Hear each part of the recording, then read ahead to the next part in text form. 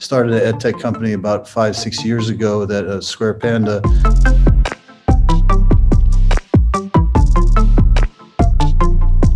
That really deals with early childhood secondhand English language learning and literacy. And it's a software program that brings in real neuroscience to the equation that helps customize the education for an individual.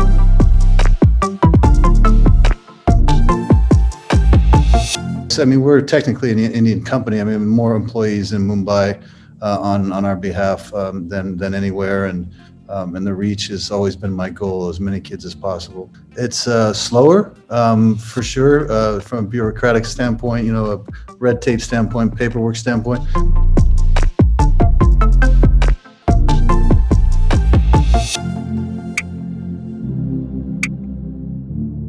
Hello and welcome to Business Today. I am absolutely thrilled to have with me tennis legend Andre Agassi.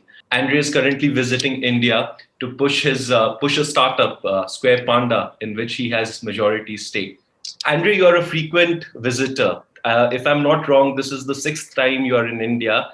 How has it been so far? Yeah, that sounds about right. As I've been to Mumbai a few times and Kochi, and now here, in New Delhi.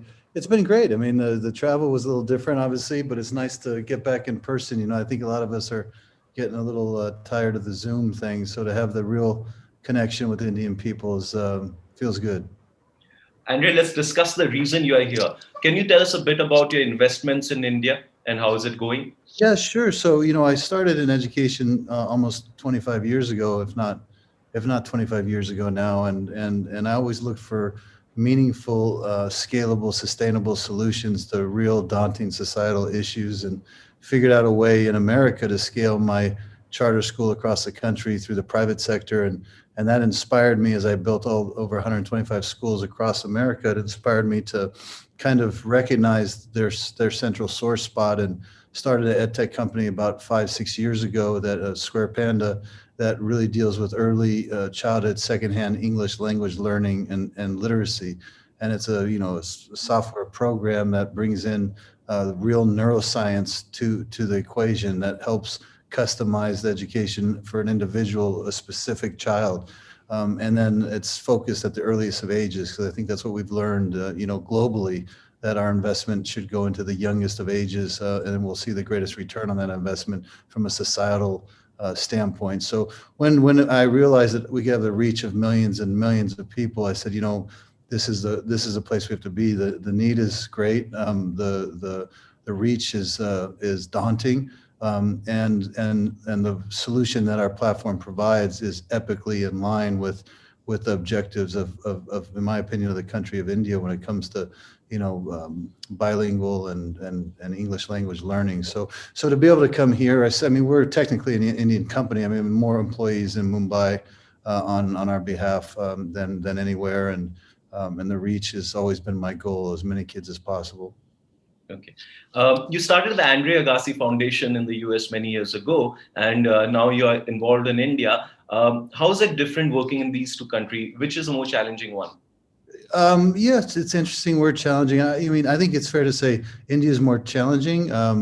It's slower, for sure, from a bureaucratic standpoint, a red tape standpoint, paperwork standpoint.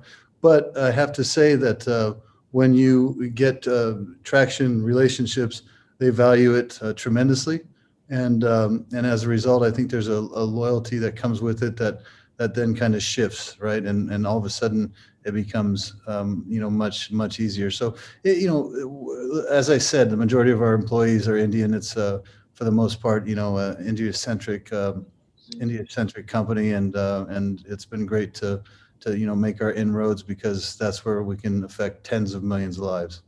So, how much investment are you looking at making in India in the next few years? Oh, well, for Can you me hear? on a yeah, I can. Can you hear me okay?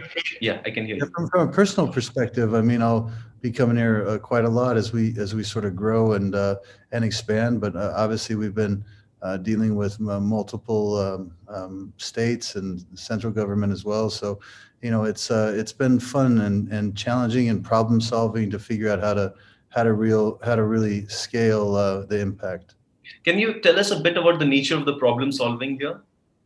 Yeah, well, it's a tech company, right? So we work with it's like AI machine learning. So based on it's a game-based system that helps teach the teachers as well, and what it does is in the backdrop of it, there's a lot of neuroscience studies that show how a particular person's brain fires and activates, and we can learn from that where a child struggles with reading or learning a second language, and as the child engages, the smarter it becomes, and inside the bones of the game, it drags the child through a process that is fun, engaging, and the efficacy. We've run pilots across multiple states throughout India, and the efficacy of its speed of improvement of the bilingual side of things is kind of speaks for itself. So now it's being embraced on a wider basis. And what do you think are the learnings that you can bring from the US to India as you move ahead with this project? Well, we're in the fifth largest school district in America. We're spread around through a few thousand schools. All of this is data that makes our platform even stronger and better. And as a result, it can be, implemented to the children here as well. So it's about, really driving those learnings into the child's, experience, and into the personalization and customization of the education. And have you had any engagements with the Indian government so far on the project? Yes, yes, yeah. We, multiple states, chief ministers, and as well as the central government, chief minister and staff. And, again, it's all about thinking outside the box, and it's all about, really understanding, how we can work together both privately and governmentally and publicly, and bring the parties to the table that really have a chance to scale this in a way that India needs. Yeah. And Andre, it's a pandemic year. It's been difficult for both US and India. I think we are the worst sufferers in terms of number of deaths. How have you coped with it personally, both you and Steffi? Have you been playing tennis? Not too much, no. I mean, first off, I've remembered throughout this entire last year just how blessed we are personally, because there's a lot of parents out there that have one job, two jobs, no jobs, with children that are very young and home, and they have to be teachers as well. And our kids are older, and obviously we've well defined our businesses, and so we're blessed, and we were reminded that on a daily basis. And as we thought about other people's struggles, right? So, but the truth is that we're all getting a little cabin fever. The human condition was not meant to be siloed, and it needs connection. So we're as thrilled as everybody to hopefully see the world open up again soon. And has the pandemic affected the work that you've been involved in over the years, and in the past year, I mean? Yeah, from a business perspective, you mean? Yeah. Yeah, well, yeah, it has. I have a handful of different things that I do and I'm involved with, and it's affected a couple of them pretty I intense. want to ask something here. Are any of these things tennis related? No, not at all, actually, no. So it has affected them, but for example, Square Panda, it's been kind of a silver lining, because typically you have to go around and describe the problem that we're solving, right? But in this case, the pandemic really has made our students fall tremendously behind, and you don't have to describe the problem that you have the solution for. The problem is evident, and everybody's searching for innovative ways to make up for the loss of time. Andre, lastly, I'd like to go a bit back in time.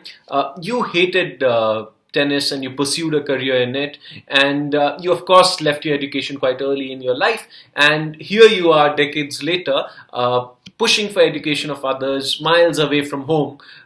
Life has come full circle.